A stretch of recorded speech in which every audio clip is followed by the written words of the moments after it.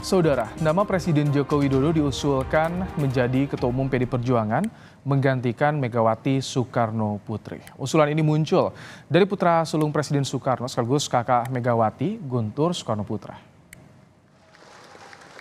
Selain menjadikan Joko Widodo sebagai Ketua Umum PD Perjuangan, Guntur juga mengusulkan agar Megawati menjadi Dewan Pembina. Sekjen PD Perjuangan Hasto Kristianto bilang usulan ini diterima PDIP sebagai sebuah masukan. Namun saat ini Partai Banteng Moncong Putih masih berfokus pada pemenangan pemilu dan Pilpres 2024.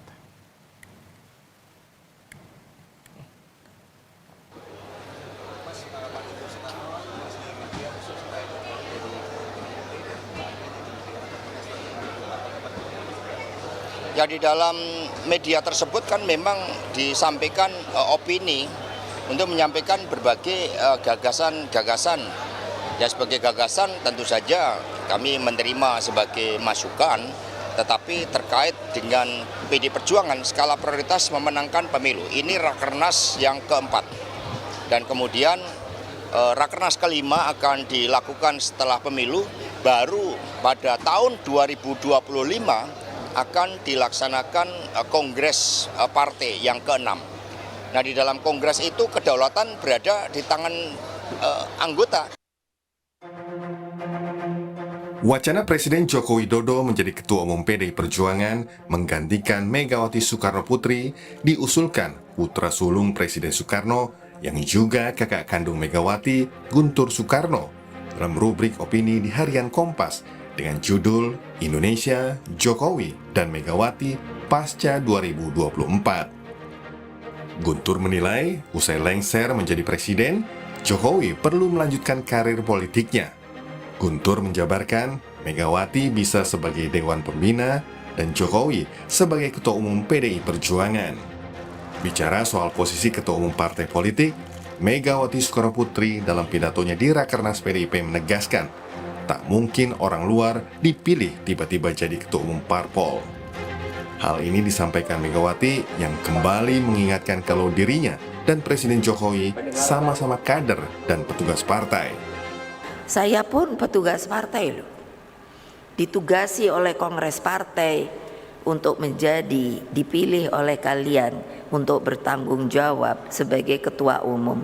Saya pun kader, tidak mungkin orang lain itu tiba-tiba bisa jadi Ketua Umum. Karena terus siapa yang mau milih kalau tiba-tiba orang luar yang dipilih itu, dan itu melanggar ADART. Adanya usulan dari putra sulung Presiden Soekarno yang menyarankan Jokowi menjadi Ketua Umum PDIP, Ketua DPC PDIP Solo FX Hadi Rudiatmo mendukung sepenuhnya. Hadi mengatakan siapapun kader PDIP yang diusulkan jadi Ketua Umum termasuk Presiden Jokowi harus didukung. Setuju kan, ini pokoknya sing kader PDI Perjuangan diusulkan oleh siapapun berarti punya potensi.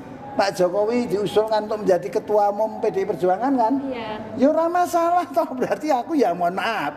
Aku ya katut untuk kesinggung-singgung karena dulu bareng Rudi kan ngono. Kan gitu. Berbeda dengan efek Rudi, Wali Kota Solo yang juga putra sulung Presiden Joko Widodo, Gibran Rakabuming Raka, tak mau berkomentar soal ayahnya diusulkan jadi Ketua Umum PDIP. Gibran menegaskan itu bukan ranahnya. Kemarin udah ditanyakan ya, jangan ditanyakan lagi ya. Saya juga nggak akan menjawab itu, bukan ranah saya. PDI Perjuangan memiliki mekanisme sendiri dalam memilih ketua umumnya. PDIP dikabarkan baru akan membahas soal pergantian ketua umum setelah gelaran pemilu 2024 usai. Forum pergantian ketua umum akan digelar lewat Kongres ke-6 partai pada tahun 2025. Di arena itulah bisa terlihat apakah usulan Jokowi jadi Ketua Umum pengganti Megawati akan terrealisasi atau tidak. Tim Liputan Kompas TV. Mengulas soal potensi Presiden Jokowi menggantikan Megawati Soekarno Putri sebagai Ketua Umum PD Perjuangan, kita akan bahas bersama dengan Sekjen PD Perjuangan Hasto Kristianto dan juga Direktur Eksekutif Indikator Politik Indonesia Burhanuddin Muhtadi. Selamat sore Mas Hasto, Mas Burhan. Selamat sore, Mas Ibrahim. Sore, Mas Burhan. Mas Hasto. Baik, Mas Hasto, opini yang dituliskan Pak Guntur ini sudah didengar oleh Bu Mega sejauh ini, Mas Hasto? Ya sudah, karena Ibu Mega ini sarapannya membaca koran, melihat berita, dan kemudian melakukan dialektika dalam alam pikir terhadap seluruh hal Tanggapannya yang gimana, Mas Hasto? direnungkan. Ya kalau di situ Ibu Mega kan sosok yang membangun organisasi. Ibu Mega ini sosok yang menghormati bagaimana kultur partai dibangun. Kalau terkait dengan Ketua Umum PD Perjuangan, kami sudah punya mekanisme yang mantap, yang sudah teruji, bahkan sudah menjadi kultur partai, yaitu melalui kongres, yang mana kedaulatan tertinggi berada di tangan anggota yang disampaikan oleh utusan. Apa yang disampaikan Mas Guntur itu sebagai suatu masukan, tetapi dari arus bawah PD Perjuangan, kesadaran ideologisnya, kesadaran kulturalnya, memang menempatkan emotional bonding yang begitu kuat dengan Ibu Mega. Diibaratkan kalau di Kompas itu ada Pak Yakub Utama yang meletakkan dasar-dasar nilai-nilai organisasi Kompas, membangun kepemimpinan, kelembagaan Kompas, maka di PD Perjuangan itu adalah Ibu Megawati Soekarno Putri. Dan suara arus bawah memang mengingat tahun 2025 ketika kongres dilakukan itu merupakan suatu periode dengan kepemimpinan baru, diperlukan suatu kekuatan penopang yang kuat dan efektif, yang punya pengalaman banyak untuk mengawal pemerintahan baru, dan itu adalah Ibu Megawati Soekarno Putri. Itu dari arus bawah yang kami tangkap. Ya, arus bawah masih menginginkan Ibu Mega menakodai PDIP. Mas Burhan, bagaimana Anda melihat tadi ada beberapa tanggapan Mas Rudi terutama yang cenderung tidak menolak. Mas Hasto juga sebagai masukan itu ya, diserap sebagai masukan. Bagaimana Anda melihat munculnya wacana nama Presiden Jokowi menggantikan Bu Mega, Mas Burhan? Jadi yang menarik dari usulan mengenai Pak Jokowi menjadi calon ketua umum PD Perjuangan pasca 2024 itu adalah dari pengusulnya.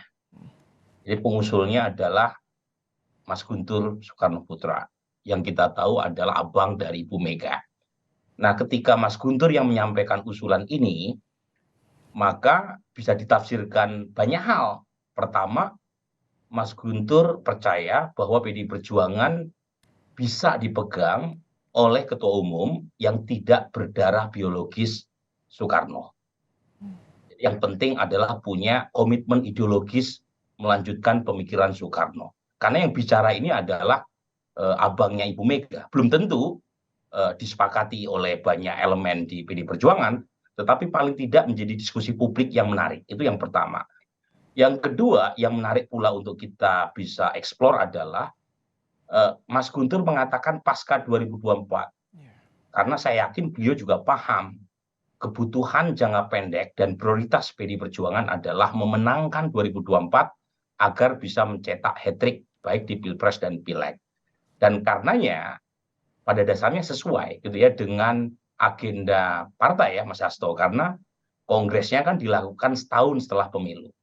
Tapi lagi-lagi menurut saya kita harus hitung gitu ya, apa pertimbangan atau tujuan kalau misalnya Pak Jokowi diusulkan sebagai ketua umum. Karena bagaimanapun banyak perspektif yang bisa dipakai. Satu, apakah tujuannya semata-mata elektoral? Kalau iya, 2025 Kongres, pemilunya masih 2029. Baik, Mas Burhan, maaf saya potong nih sedikit.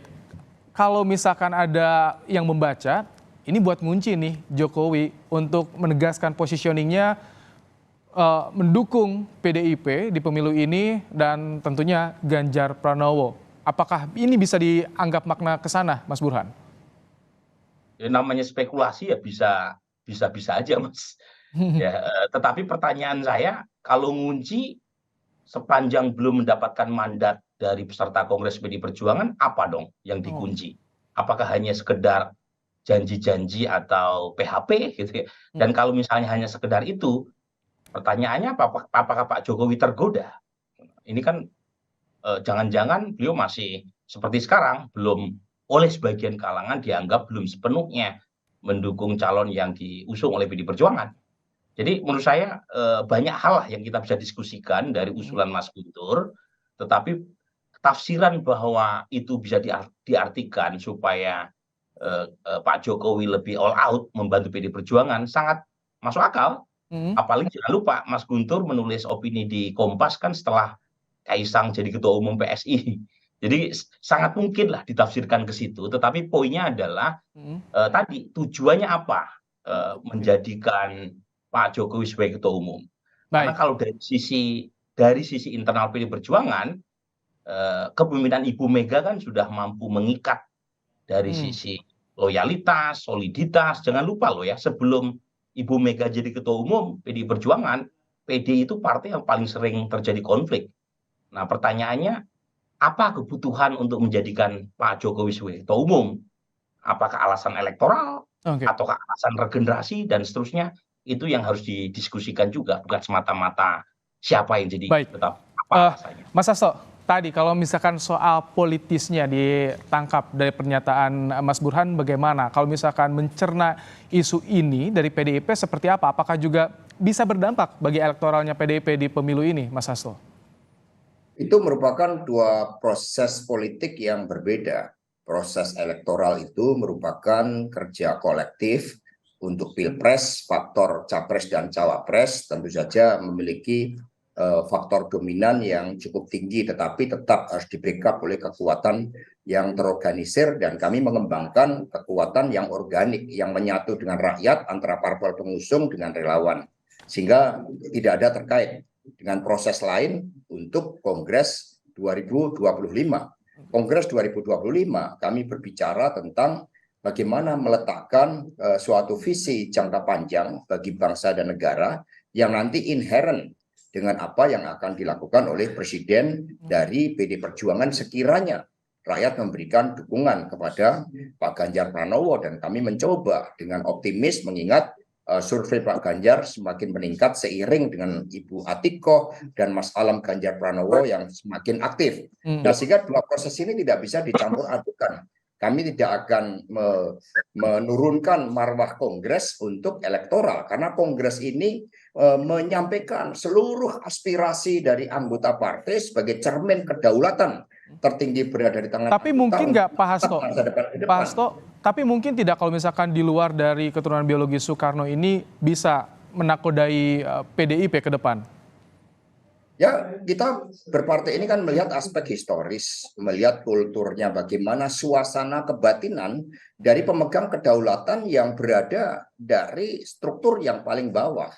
Maka nanti kami kirim namanya utusan yang dipilih secara demokratis dari bawah, sehingga dari aspek kultur, dari kesadaran yang dibangun untuk organisasi PD Perjuangan menempatkan keluarga Bung Karno, eksekutif presiden, boleh dari keluarga bukan Bung Karno, tetapi yang terkait dengan partai di dalam membumikan seluruh gagasan-gagasan pemikiran Bung Karno, terlebih akibat desoekarnoisasi yang berlangsung selama 32 tahun, yang membuat bangsa kita mundur ke belakang bukan maju, ketinggalan dari Singapura, ketinggalan dari Malaysia. Diperlukan konsistensi di dalam ikatan dengan keluarga Bung Karno, khususnya Ibu Megawati Soekarno Putri. Baru nanti ada masa transisi.